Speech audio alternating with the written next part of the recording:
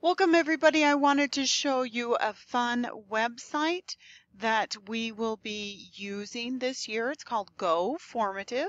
It's just an opportunity where we can go in and practice some of the ideas. You might be having activities where you're going to fill in the blank or write some responses, draw some things in there. It's just a fun place to practice some of our activities.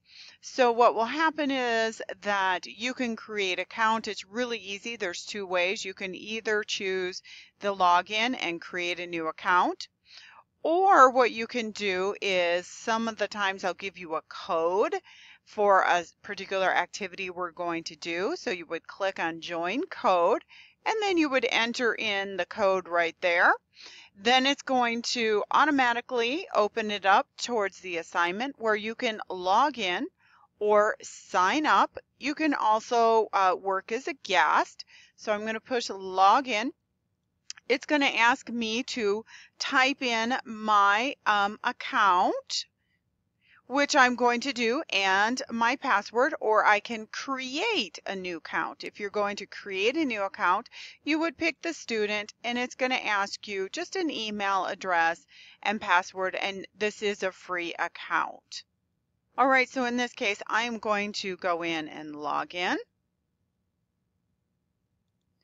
And what I see is my activity, that's the code. And you'll see in this case, it's a multiple choice thing. And I've gone through and picked some answers. It showed me which ones I'm picked and which ones I've answered and not answered. Now, in this case, I just randomly picked because I want to not spoil the surprise for you.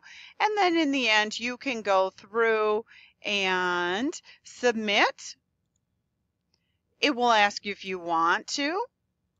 You can proceed, and then it will go in and give you, if it's a pre-scored thing, it will show you the scores, and you can go to your dashboard or you can log out. This is also something that I can give you feedback with in class live as we're going to. So it depends on the activity and the day.